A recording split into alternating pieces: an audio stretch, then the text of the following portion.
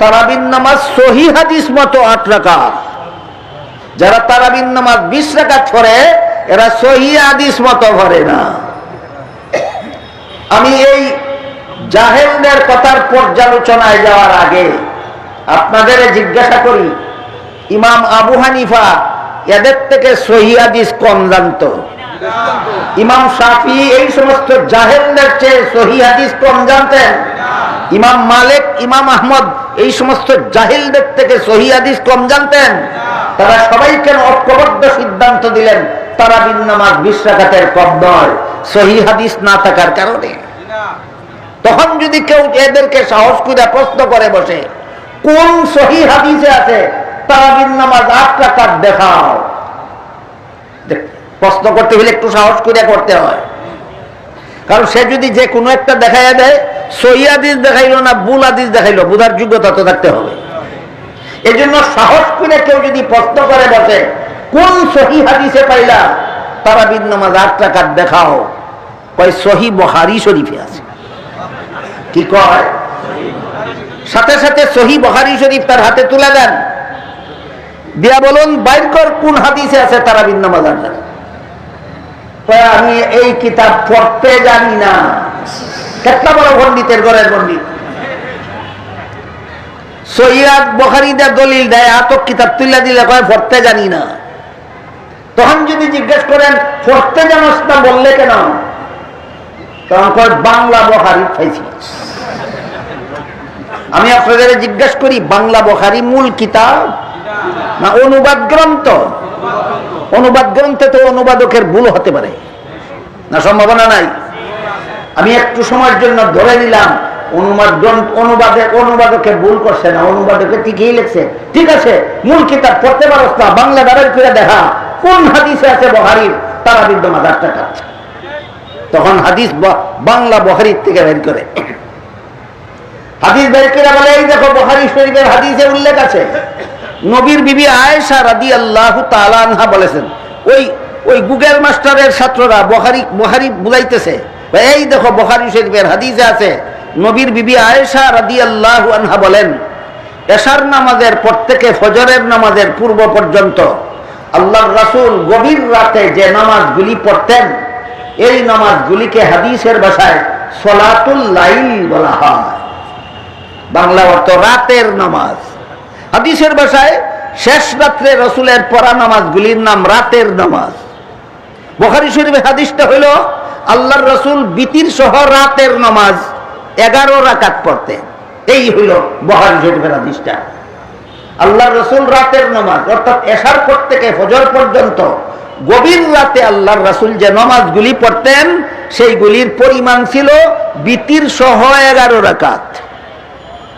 এবার আপনারা বলুন, রাসূল যে 11 রাকাত নামাজ বিতির সহ পড়তেন, এখান থেকে বিতিরের জন্য কত রাকাত আলাদা করলে বাকি থাকবে 8 রাকাত?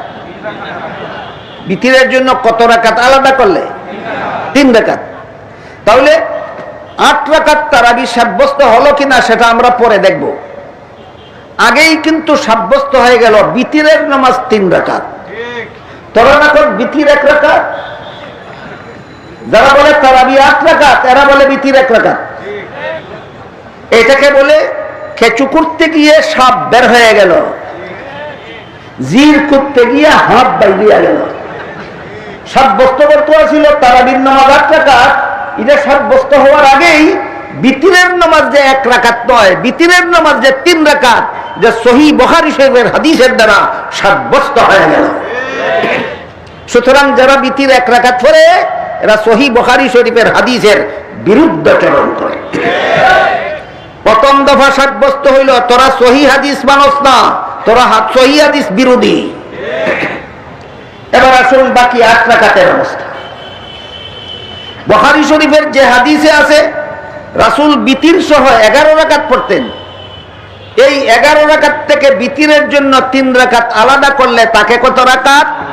8 রাকাত। যেই এই কথাটা বুখারীর যেই হাদিসে আছে, এই হাদিসে সুস্পষ্টভাবে উল্লেখ আছে এই নামাজগুলি রাসূল 12 মাস পড়তেন।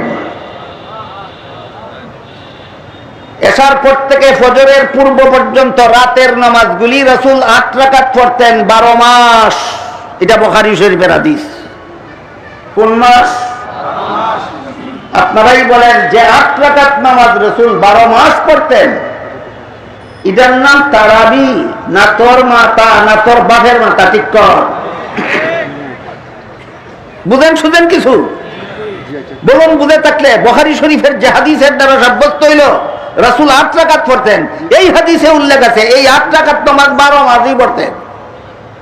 তাহলে যে 8 রাকাত নামাজ রাসূল 12 মাসেই পড়তেন, এই 8 রাকাতের নাম তারাবি নয়, তাহাজ্জুদ। তাইলে কিসের হাদিস দিয়া কিসের দলিল দিল? তাহাজ্জুদের হাদিস দিয়া তারাবির দলিল দিল। নবীর হাদিস নিয়া এত বড় জঘন্যতম বাটপারি এই লামাযহাবিরা ছাড়া আর কেউ করার সাহস করতে পারে না। বুঝে থাকলে বলুন, সত্যই এরা সহিহ হাদিস মতো আমল করে না সহিহ হাদিস নিয়ে বাটপারি করে? সহিহ হাদিস মতো আমল করে না, সহিহ হাদিস নিয়ে বাটপারি করে।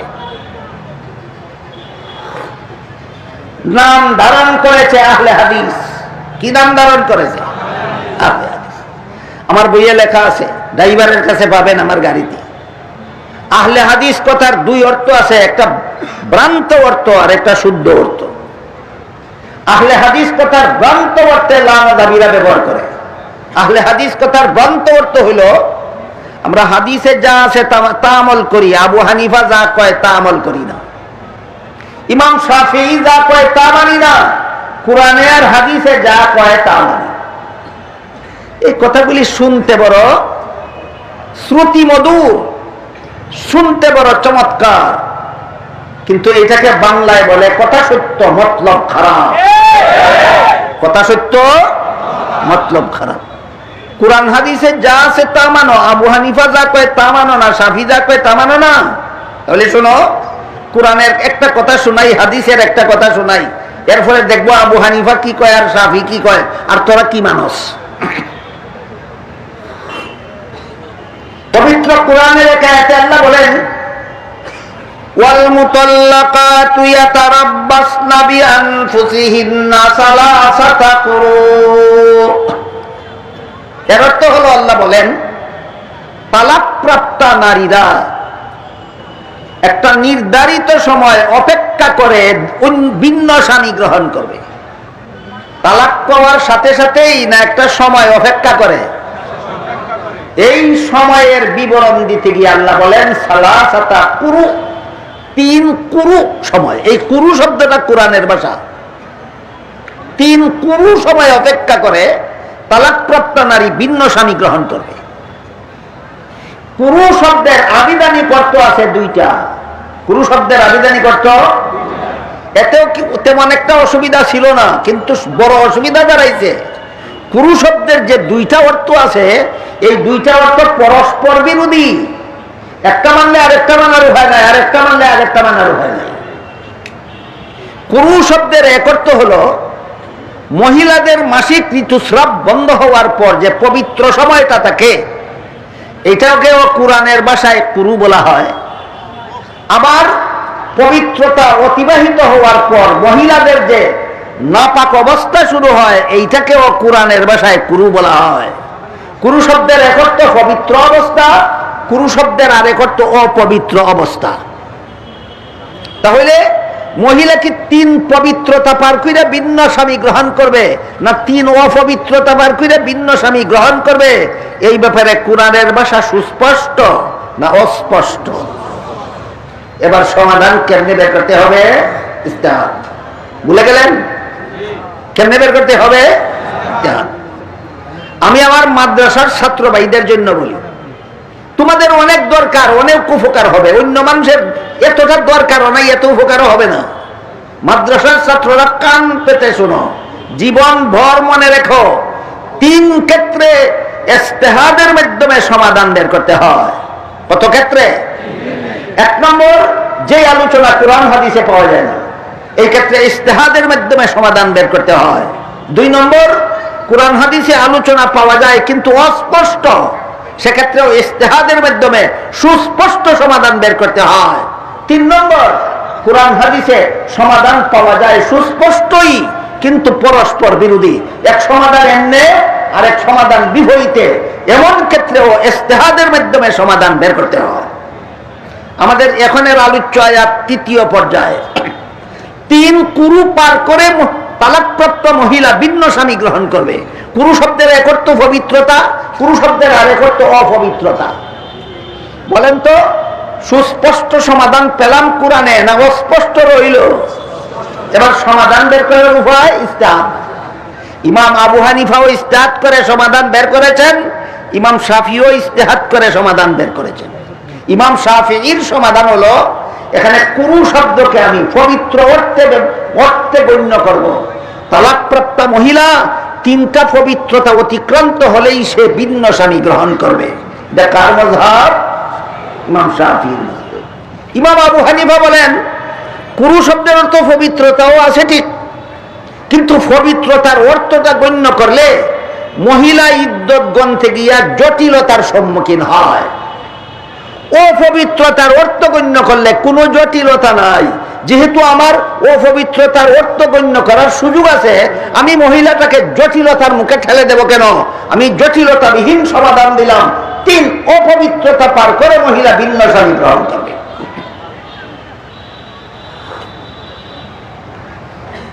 আমার কথা বুঝে থাকলে বলুন, ইমাম আবু হানিফার মাযহাব কোরআন বিরোধী না শাফিঈর মাযহাব কোরআন বিরোধী? না উভয়ের মাযহাব কোরআন ভিত্তিক? উভয়ের মাযহাব কোরআন ভিত্তিক। সুতরাং যে মাযহাব মানে না তার কোরআন মানার কোনো পথ নাই। তুমি যদি হানাফি মাযহাবও মানো না, শাফিঈ মাযহাবও মানো না, তাহলে তোমার মা বোন স্বামীয়ে তালাক দিলে, তোমার বোনকে বগ্নিপতি তালাক দিলে 3 পবিত্রতা পার হলেও বিয়ে দিতে পারবে না, 3 অপবিত্রতা পার হলেও ভিন্ন স্বামীর কাছে বিয়ে দিতে পারবে না। কারণ 3 পবিত্রতা ভার করে যদি বিয়া দাও তো শাফিঈ মাযহাব মতো বিয়া দিলে, আর 3 অপবিত্রতা ভার করে যদি বিয়া দাও তাহলে হানাফি মাযহাব মতো বিয়া দিলে। তুমি যেহেতু হানাফি মাযহাবও মানো না, শাফিঈ মাযহাবও মানো না, তোর বোনকে তালাক দিলে জীবনে আর বিয়া দিতে পারতে না।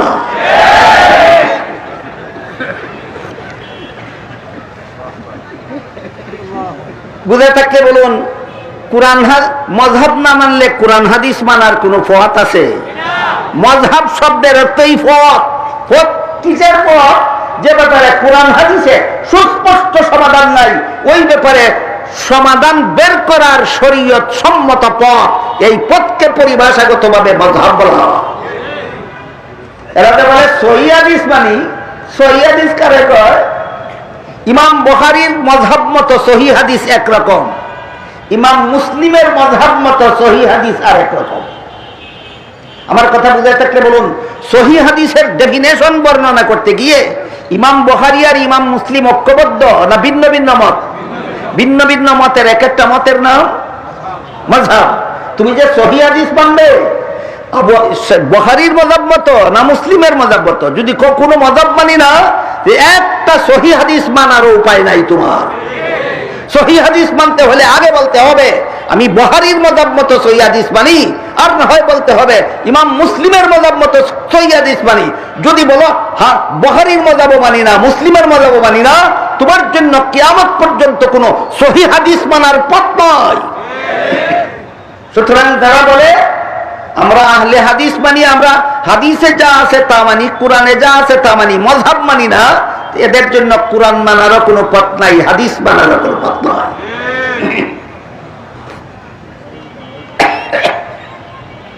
গেল মুস্তাহিদ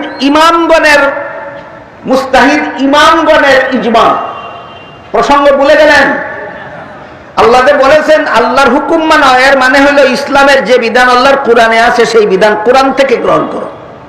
তারপরে বলেছেন রাসূলের হুকুম মানো। ইমাম রাজি লেখেন এর তাফসীর হলো ইসলামের যে বিধান রাসূলের হাদিসে আছে সেই বিধান হাদিস থেকে গ্রহণ করো।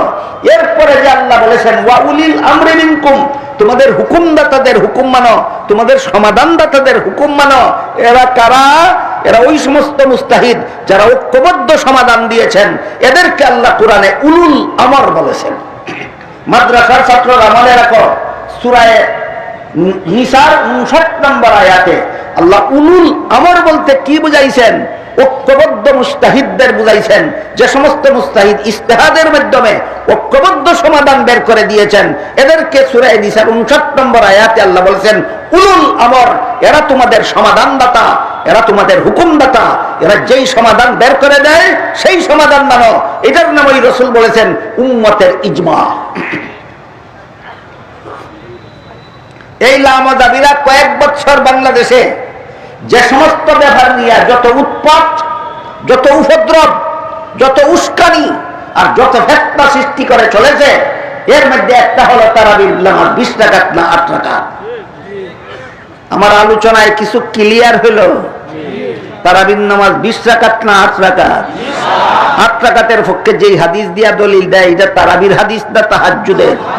সুতরাং এটা নবীর হাদিস নিয়ে বাটপারি ছাড়া আর কিছু নয়।